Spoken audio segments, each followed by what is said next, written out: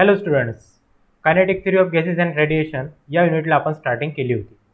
Okay, जवळपास 4 ते 5 lecture या युनिटवर आपले बनवून झालेले आहे. युनिट एकदम इझी आहे, जास्त कॉम्प्लिकेटेड नाही आहे. कन्सेप्ट टू कन्सेप्ट जर आपण समोर जात गेलो तर आपल्याला हे युनिट हार्ड वाटणार नाही. ओके, यामध्ये आपण काय काय पाहिलं? सर्वात अगोदर आपण इंट्रोडक्शन पाहिलं याचं, gases, various states of matters. त्यानंतर कॅन यू रिकॉलमधले 10 सर्वात important questions. Ideal gas equation पाहिलं, kinetic theory of gases and radiation. त्यानंतर त्यामधले कायनेटिक थिअरी ऑफ गॅसेसचे assumptions. Before studying kinetic theory of gas why we required assumptions of kinetic theory, हे पण पाहिलं आपण. ओके, असे बरेचसे इम्पॉर्टंट क्वेश्चन्स पाहिले. त्यानंतर 2 न्यूमरिकल पण पाहिले आपण, एकदम इझी असे, ते तुम्ही सॉल्व पण केले. Very good. ओके, त्यानंतर आजपासून पाहता आपण आज आता आपण स्टार्ट करणार आहोत आपल्या काल आपण आणखी एक इम्पॉर्टंट टर्म पाहिली होती, मीन square velocity, route mean square velocity आणि त्यानंतर ॲव्हरेज व्हेलॉसिटी. ओके, तर यामध्ये पाहता सर्वात इम्पॉर्टंट असा एक क्वेश्चन विचारला जातो, तर तो कोणता? तर पहा,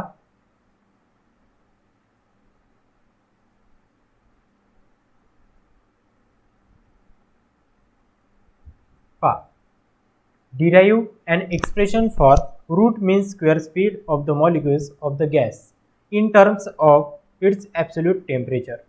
हा जो क्वेश्चन आहे हा 2 मार्क्ससाठी तुम्ही सध्याच याला मोस्ट इम्पॉर्टंट क्वेश्चन करा. 2 मार्क्ससाठी हा व्हेरी इम्पॉर्टंट क्वेश्चन आहे. ओके, तर पहा, derive an expression for root mean square speed. या एक्सप्रेशनचं जे फायनल कन्क्लुजन निघेल, तर ते फायनल कन्क्लुजन हे सर्वात इम्पॉर्टंट असेल न्यूमरिकल सॉल्व करण्यासाठी. ओके, तर याच्याशी रिलेटेड इम्पॉर्टंट न्यूमरिकल मी तुम्हाला आज पण होमवर्कसाठी देणार आहे. ओके, पहा, derive an expression for root mean square speed of the molecules of the gas in terms of its absolute temperature. Absolute temperature आणि त्यानंतर RMS स्पीडचं रिलेशन फाइंड करणारा आपल्याला आज एक्सप्रेशन पाहायचं आहे. ओके, पहा आता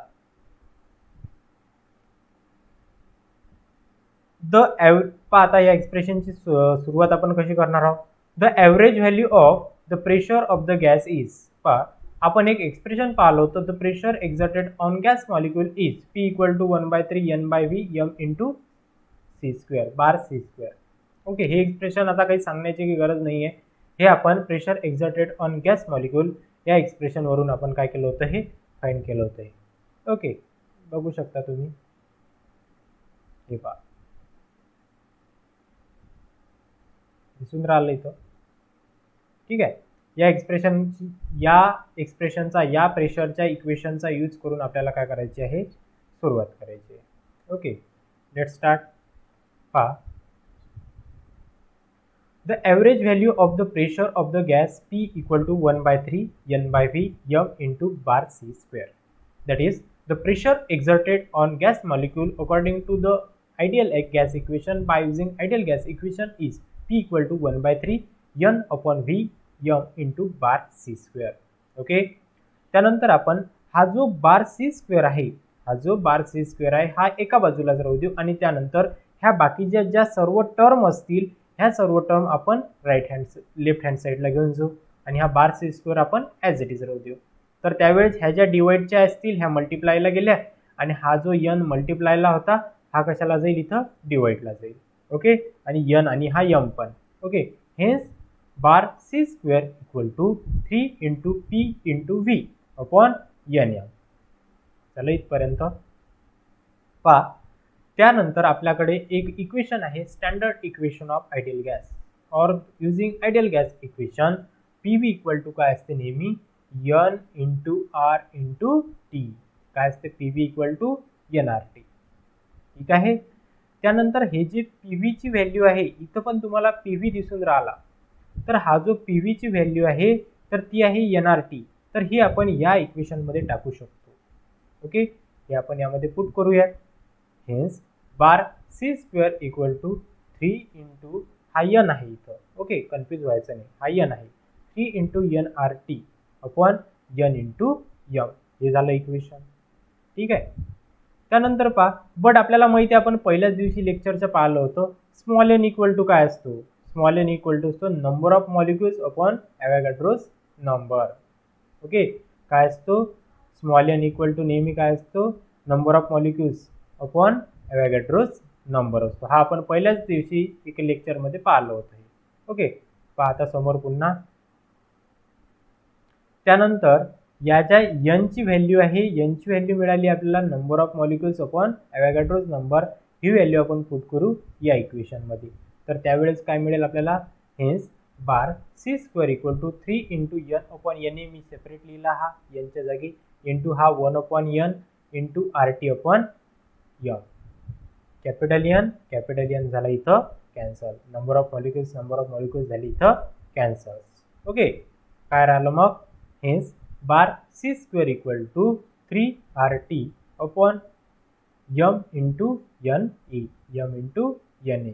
ओके, आता इथं स्क्वेअर आहे, आपल्याला हा स्क्वेअर काढून टाकायचा आहे. तर त्यावेळेस काय राहील, C R M S equal to इथं स्क्वेअर रूट इन जाईल under root of 3 R T upon m zero, here m into N A equal to काय आहे, मोलर मास. हे काय आहे, मोलर मास. ओके, हा पण फॉर्म्युला आपण पहिल्याच दिवशी पाहिला होता. हे इम्पॉर्टंट फॉर्म्युले आहेत, N upon N A equal to small N आणि M into N E that is same molar mass upon small M equal to काय असतो, ॲव्होगॅड्रोज नंबर असतो. ओके, म्हणून नेहमी लक्षात ठेवायचं की root mean square velocity of the gas molecule equal to under root of thrice R T upon M zero. Okay, where M zero is the molecular mass. Okay, M zero काय आहे, molecular mass आहे. झालं इथपर्यंत. आणि हा small m काय असतो, mass of the gas. Okay, हा स्मॉल एम काय असतो, mass of the gas molecules. पहा, त्यानंतर C R M S equal to under root of thrice R T upon M zero. हा फॉर्म्युला लक्षातच ठेवायचा, म्हणजे लर्न करून घ्यायचा डायरेक्ट. ओके, रिडस करून घ्यायचा हा फॉर्म्युला. तर इथं C R M S equal to under root of thrice R T upon M zero. तर या इक्वेशनचे कन्क्लुजन हे खूप इम्पॉर्टंट आहे. कन्क्लुजन, तर आता रूट मीन स्क्वेअर व्हेलॉसिटी कोणकोणत्या गोष्टींवर डिपेंड आहे, तर रूट मीन स्क्वेअर व्हेलॉसिटी ही त्या गॅस मॉलिक्युलचं टेम्परेचर आणि त्यानंतर त्याचं मॉलिक्युलर मासवर काय आहे, डिपेंड आहे. म्हणजे C R M S is directly proportional to T. म्हणजेच टेम्परेचर जसं जसं इन्क्रीज होत जाईल त्या गॅसचं, तर तसं तशी त्याची त्या गॅस मॉलिक्युलची व्हेलॉसिटी म्हणजेच काय की मोशनमध्ये असलेलं जे मोमेंटम आहे त्यांचं मोमेंटम काय होईल, इन्क्रीज होत जाईल. ओके, त्या गॅस मॉलिक्युलचं मोमेंटम काय होईल, इन्क्रीज होईल, स्पीड काय होईल त्यांची, इन्क्रीज होईल. ओके, अशा प्रकारे हे एकदम असं इझी असं एक्सप्रेशन. काय केलं आपण इथं, प्रेशर एक्झर्टेड ऑन गॅस मॉलिक्युलचा फॉर्म्युला यूज केला. ओके, त्यानंतर सी स्क्वेअर हा एका बाजूला ठेवला. त्यानंतर P V equal to N R T हा आयडियल गॅस इक्वेशन यूज केला. त्यानंतर पी व्हीची व्हॅल्यू या इक्वेशनमध्ये पुट केली. ठीक आहे, त्यानंतर अरेंजमेंट केली आपण इथं. स्मॉल एनला काय लिहू शकतो, capital N upon N A, capital N upon N A, small एनची व्हॅल्यू इथं टाकली. आणि त्यानंतर फायनली काय टाकलं आपण इथं, M into N A equal to molar mass. अशा 4 अरेंजमेंटमध्ये हे एक्सप्रेशन काय होऊन जाते, संपून जाते. ओके, तर तुम्ही हे एक्सप्रेशन 1-2 वेळ लिहून पाहायचं. ओके, तर आता आपण पुढचा क्वेश्चन पाहू.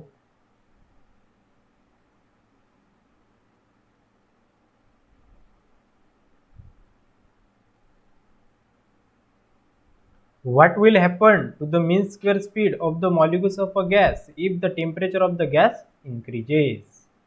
काय होईल ज्या वेळेस मीन स्क्वेअर स्पीड म्हणजेच काय, हा बार सी स्क्वेअर. ज्या वेळेस मीन स्क्वेअर स्पीड हे इन्क्रीज केलं जाईल तर त्यावेळेस त्या टेम्परेचरमध्ये काय डिफरन्स येईल. ओके, तर पहा, what will happen to the mean square speed of the molecules of a gas if the temperature of the gas increases. Temperature increase झालं म्हणजे काय होईल, टेम्परेचर इन्क्रीज झालं म्हणजे काय होईल, आपल्याला फाइंड करायचे मीन स्क्वेअर स्पीड. मीन स्क्वेअर स्पीड कशी येऊन जाईल, तर याचं ज्यावेळेस तुम्ही स्क्वेअर रूट काढून टाकसाल, इकडे स्क्वेअर येईल म्हणजेच काय येईल, इथं हा मीन स्क्वेअर स्पीड, सी स्क्वेअर काय आहे, मीन स्क्वेअर स्पीड आहे. पाहून घ्यायचं तुम्ही, आपण त्या 3 ज्या डेफिनेशन पाहिल्या होत्या तर त्यामध्ये ते सर्व आहे. नाही पहा, मीन स्क्वेअर स्पीड हे बार सी स्क्वेअर इंडिकेट केलं आहे. ओके, पहा, याला ज्यावेळेस तुम्ही स्क्वेअर करसाल तर त्यावेळेस काय होऊन जाईल, मीन स्क्वेअर स्पीड. तर ज्यावेळेस मग आन्सर द्यायचं की ज्यावेळेस टेम्परेचर हे इन्क्रीज करू तर त्यावेळेस मीन स्क्वेअर स्पीड काय होत जाईल, इन्क्रीज होईल. ओके, आता डिपेंडंट क्वांटिटी कोण आहे इथं, मीन स्क्वेअर स्पीड. कशावर डिपेंड आहे, टेम्परेचरवर. मग काय लक्षात ठेवायचं, when the temperature is increases then the mean square speed is increases. Okay, अशा प्रकारे झाला. हा 1 मार्कसाठी क्वेश्चन हा तुम्हाला मे बी विचारला जाऊ शकतो. ओके, आता येऊ आपण आपल्या नेक्स्ट क्वेश्चनवर. आता हा थोडा ॲडिशनल क्वेश्चन आहे. हा याच्या अगोदरचा जो आपण क्वेश्चन पाहिला हा एक्झरसाइजमध्ये पण विचारलेला आहे. हा जो क्वेश्चन आहे हा एक्झरसाइजमध्ये विचारला गेलेला नाही आहे किंवा एवढा काही इम्पॉर्टंट नाही, पण ॲडिशनल आहे, तुम्हाला माहिती असो. पहा, comment about the relation between speed of sound in a gas and the RMS speed of the gas. आता गॅसची स्पीड कशामध्ये, तर गॅसची स्पीड ही साऊंडची स्पीड एखाद्या गॅस मॉलिक्यूलमध्ये आणि त्यानंतर त्याच गॅस मॉलिक्यूलची RMS स्पीड, याचं आपल्याला रिलेशन फाइंड करायचं आहे. काय फाइंड करायचं आपल्याला, relation between speed of the sound in gas molecule and the RMS speed of this gas molecule, हे आपल्याला फाइंड करायचं आहे. पहा आता कसं फाइंड करू आपण. आता तुम्हाला जर आठवत असेल, तुमची जर थोडीशी जी स्मरणशक्ती असते ती जर चांगली असेल, म्हणजे तुम्ही जर रोज 1 ते 1.5 पाव जर बदाम खात असाल, तर तुम्हाला एक speed of sound in gas is VS equal to √γ RT/m0 हे इक्वेशन आठवलेलं असेल. हे इक्वेशन कशाचं आहे, तर हे इक्वेशन आहे to finding the speed of sound in a gas medium. Okay, तर ते काय असते, γ RT/m0. γ RT/m0. m0 काय आहे, त्याचं molecular mass. Okay, speed of sound in gas is VS equal to √γ RT/m0. Okay, तर हे इक्वेशन आपलं कशामध्ये झालेलं आहे, तर हे इक्वेशन झालेलं आहे आपलं 11th स्टँडर्डमध्ये साऊंड वेव्ह या युनिटमध्ये, तुम्हाला जर आठवत असेल तर.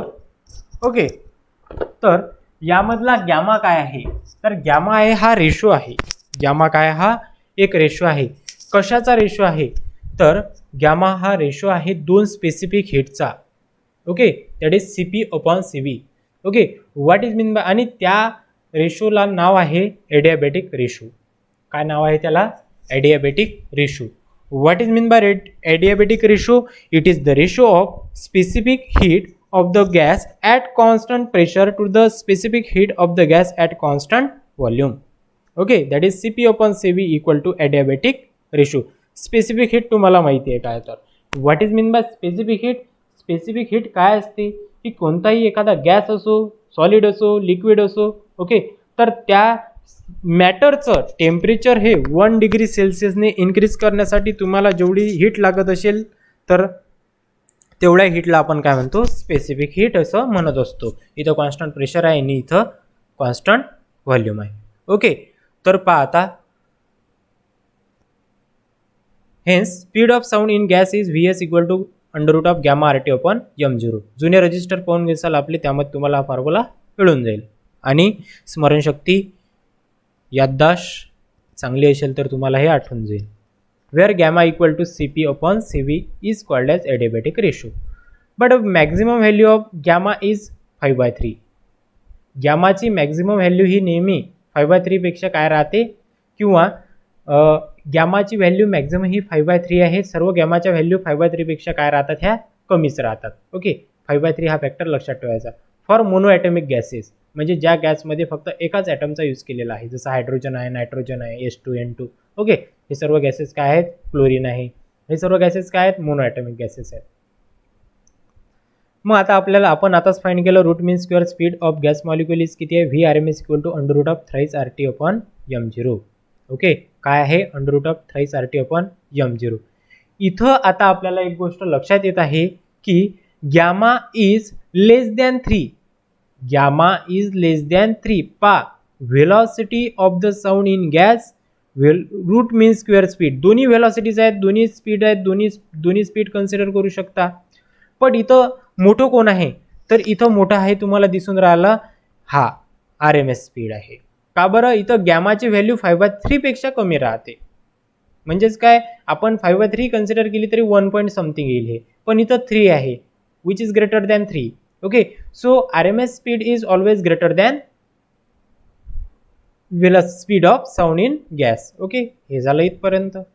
त्यानंतर पहा आता, the sound wave cannot move faster than the average speed of molecules. म्हणजेच काय की जी साऊंड वेव्ह आहे तर तिची व्हेलॉसिटी ही, तर साऊंड वेव्हची व्हेलॉसिटी ही कधीच त्या गॅसच्या RMS स्पीड एवढी नसते किंवा ॲव्हरेज स्पीड एवढी नसते, since gamma is less than 3. Okay, त्यानंतर आहे last point, the molecules serve as a medium to transfer sound energy.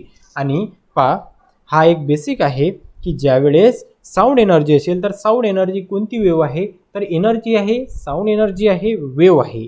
Okay, आणि ही कोणत्या प्रकारची वेव्ह आहे, तर ही लॉन्जिट्युडनल टाईपची वेव्ह आहे. तर लॉन्जिट्युडनल टाईपच्या वेव्हला प्रोपॅगेट होण्यासाठी मॉलिक्युलची गरज लागतेच, म्हणजेच पार्टिकलची गरज लागते. The waves which required material medium for their propagation. Okay, so by using these gas molecules, this sound energy can be propagated easily, okay, by vibrations. Okay, and energy is transferred from one place to another place.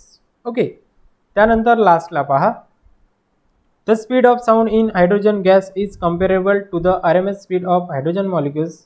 पहा, जी speed आहे कशाची, hydrogen गॅसची, ती comparable आहे, म्हणजे जवळपास सारखी आहे. कशाच्या सोबत, हायड्रोजन गॅसच्या RMS स्पीड सोबत. ओके, speed of sound in hydrogen gas is comparable to the RMS speed of hydrogen molecules. म्हणजेच काय की हायड्रोजन गॅसची RMS स्पीड आणि त्यानंतर साऊंड, त्या हायड्रोजन गॅसमधून जो साऊंड पास होत असेल तर त्याची स्पीड ही कंपेरेबल आहे, म्हणजे जवळपास सेम आहे. आणि त्याचप्रमाणे nitrogen gas to the RMS speed of molecules, N2 molecules. म्हणजेच काय, हायड्रोजन गॅसची RMS स्पीड आणि त्यानंतर त्याची एखाद्या गॅसमधून ट्रॅव्हल होण्याची स्पीड, ह्या दोन्ही पाच जवळपास सेम आहेत. आणि सेम तसंच तुम्हाला नायट्रोजन गॅसमध्ये पण आढळते. नायट्रोजन गॅसची प्रोपॅगेट होण्याची स्पीड म्हणजेच नायट्रोजन गॅसच्या मॉलिक्युलची RMS स्पीड आणि त्यानंतर त्याची त्या गॅसमधून, नायट्रोजन गॅसमधून साऊंड पास होण्याची जी स्पीड आहे ती काय राहते, जवळपास सेम राहते.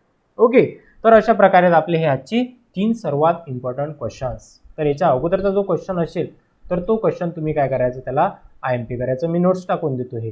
ओके, आता तुम्हाला आजचं होमवर्क. ओके, तर होमवर्क आहे तुम्हाला to solve the numericals number 14, 15 and 16. हे तुमचे आजचे होमवर्क. ओके, जर आला तर 17 नंबरचं पण तुम्ही काय करू शकता, फाइंड करू शकता. सॉल्व केलं तर फारच चांगलं. Okay, 14, 15 and 16, these all three numericals are based on the kinetic theory of gases and radiations. Having part is root mean square speed of the gas molecule. RMS speed of the gas molecule, त्याचा formula that is C equal to under root of thrice RT upon m0. या फॉर्म्युल्याच्या बेसवर हे 3 numericals आहेत. हे solve करायचे आणि त्यानंतर मला ग्रुपवर टाकवायचे किंवा मला प्रायव्हेटली सेंड करायचे. ओके, आजच्यासाठी एवढंच.